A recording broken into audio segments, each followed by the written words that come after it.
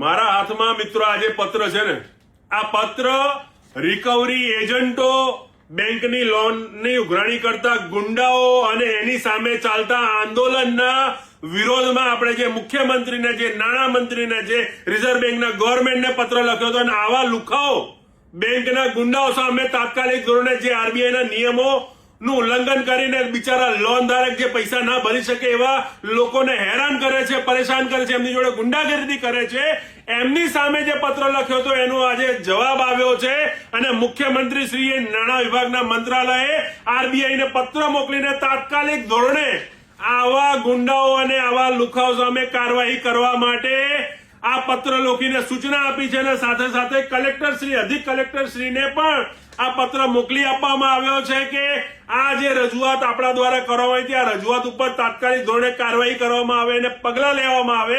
એટલે હવે હું બધા જ ફોલોવર અને બધા જે લોકો આ વિડીયો જોવે છે બધાને કહું છું કે આવા એક પણ બેંકના ગુંડા સામે ડરવાની જરૂર નથી, કારણ કે તમે લોન ના ભરી શકો, તમારી મજબૂરી છે, તો આરબીઆઈ ના નિયમ પ્રમાણે એમને કાર્યવાહી કરવાની મંજૂરી છે, પરંતુ કોઈએ ગુંડાગીરી કરવાનો અધિકાર કોઈને આપ્યો નથી. એટલે કોઈ પણ લોન ધારક જેની પાસે લોનના પૈસા માંગવા માટે આવા ગુંડાઓ આવે, આવા બેંકના એજન્ટો આવે અને જો ગુંડાગર્દી કરે તો સાહેબ પોલીસનો દરવાજો ખખડાવજો. અને આ પત્ર તમે યાદ રાખજો, આપણી લડાઈની શરૂઆતની પહેલી સીડી છે, એટલે જીતની તરફ વધવાનો પહેલો ઈશારો છે.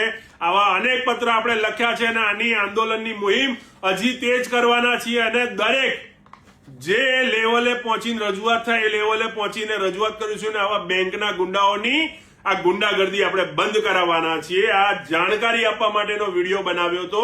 આવનાર દિવસમાં વધુ જે જવાબ આવશે આપની સામે મૂકીશું. ફરી આ વિડીયોના માધ્યમથી અપીલ કરું છું કે જે પણ લોકો લોન ધારક હોય, જે પૈસા બિચારા ના ભરી શકતા હોય ને એ લોકોને આ બેંકના ગુંડા રિકવરી એજન્ટો હેરાન કરતા હોય તો હેરાન થવાની જરૂર નથી. જો પૈસા તો ભરવા પડશે, પરંતુ એટલું યાદ રાખજો કે કોઈને દાદાગીરી કરવાનો કે ગુંડાગર્દી કરવાનો અધિકાર નથી. આવા લોકો ના માને તો મારો નંબર 7575000060 ઉપર મને વોટ્સએપમાં મેસેજ કરી આપજો. એ લોકોના વિડીયો રેકોર્ડિંગ, ઓડિયો રેકોર્ડિંગ કરીને હું તમારી મદદે આવીશ અને આવા ગુંડાઓથી ક્યાંય ડરવાની જરૂર નથી. આજે ફરી કહી રહ્યો છું. જય હિન્દ.